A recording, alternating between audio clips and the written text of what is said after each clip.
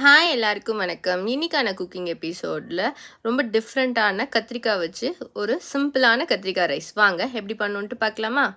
அதுக்கு ஒரு பேனில் நல்லெண்ணெய் ஆட் பண்ணிக்கோங்க. எண்ணெய் சூடானோடனே கடுகு, சீரகம் போட்டு நல்லா வதக்கிடுங்க. அதுக்கப்புறம் பூண்டு ஒரு 4-5 பூண்டு குட்டி குட்டியாக கட் பண்ணி அதையும் ஆட் பண்ணி எண்ணெயில் நல்லா ஃப்ரை பண்ணிடுங்க. சின்ன வெங்காயம் ஆட் பண்ணுங்கள், அப்போ தான் ரொம்ப ஃப்ளேவர்ஃபுல்லாக இருக்கும். உப்பு போட்டு வெங்காயம் வதங்கினதுக்கப்புறம் கருவேப்பிலை போட்டுக்கோங்க. வெங்காயம் நல்லா டிரான்ஸ்பரண்ட் ஆனதுக்கப்புறம் நான் கத்திரிக்காவை இந்த மாதிரி நீளமாக கட் பண்ணி வச்சுருக்கேன்.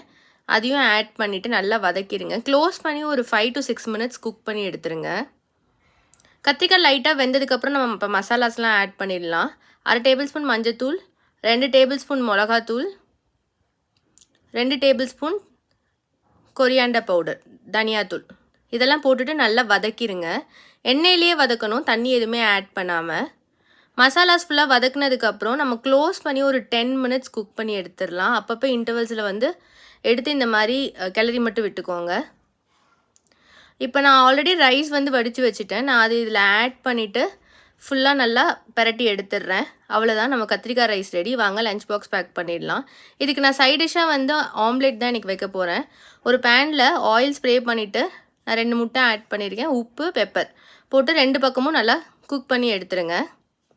அவ்வளோதான், நம்ம பேசிக்கான ஆம்லேட் ரெடி. இப்போ நம்ம லஞ்ச் பாக்ஸில் இதெல்லாம் பேக் பண்ணிடலாம்.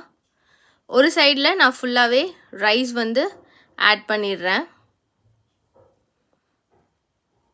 ரொம்ப டேஸ்ட்டாக இருக்கும், பசங்களும் நல்லா விரும்பி சாப்பிடுவாங்க கண்டிப்பாக.